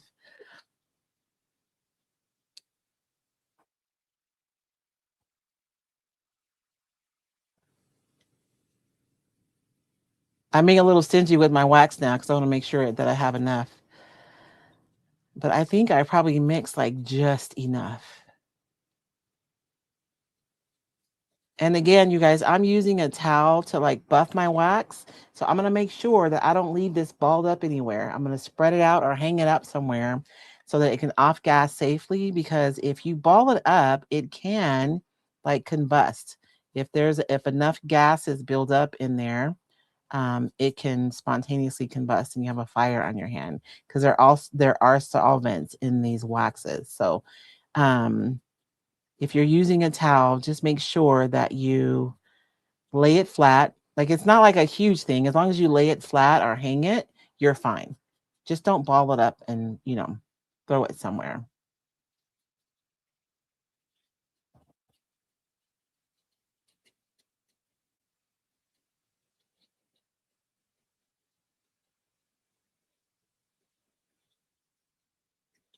You guys should see my art studio. I have like rags hanging everywhere because I use solvents to clean my brushes from the oil paint. But I use a citrus based solvent though. So it's not like super caustic like the other ones are. I know a lot of people are weary of oil paints because you have to use solvents, but not all solvents are the same. And the one I use is from Eco House. It smells like lemons. I'm gonna warm this wax up a little bit because it's like almost gone and I don't want to mix anymore. So I'm gonna cheat. I'm trying to warm this up a little bit and it'll loosen up so I can use it. I can't warm up my brush though because it's synthetic. So I know I've shown you guys how you can use your heat gun on your brush, but that's only good if your brush has natural bristles. If it's a synthetic bristle, you will ruin your brush. So don't do it. Don't do it. I mean, not that if I ruin this brush, I'll be heartbroken because it's not like it's a really special brush. But anyways, that is it for today, you guys. I hope you guys enjoyed today's project. A lot of experimenting, right? Everything worked. We lucked out today. It doesn't always work, believe me. We do a lot of experimenting inside of the Roycycled Besties membership. If you guys would like to learn more information, you can find it at roycycledacademy.com. And when I say experimenting, I mean like really, like um, I buy the different brands, we try them out, what works, what doesn't work, what happens when we do this, what happens when we do that, how does that work? That's why I'm so good at the crackle because we actually did a few weeks just on a crackle. Um, and so that's it. These are going to be my bookends. This is going to be the part that's facing out, and this part will be facing in. And I just think it was a huge update from what we started with. Completely different personality, right? Um, Thank you guys so much for joining me this morning. I hope you guys enjoyed this project. I will be here every day at 11 a.m. Pacific Standard Time in the month of January. So we have a few more days together. Please join us tomorrow night. David and I will be here for chatting and crafting with Royce and David. at our normal time, 5 p.m. Pacific Standard Time. We will not be launching the new designs. I'm so sorry. But I really want to make sure that my retailers have product in hand before we launch so you guys can be able to purchase them. And so we are going to launch Wednesday at 11 a.m. Pacific Standard Time during our quick craft with Royce. So be sure and join me then. But you guys remember, where experimentation goes, creativity follows. Please make time to play and to experiment in your creative practice. And I will see you guys tomorrow, Lord willing. You guys have a blessed day. Thank you so much for joining me today.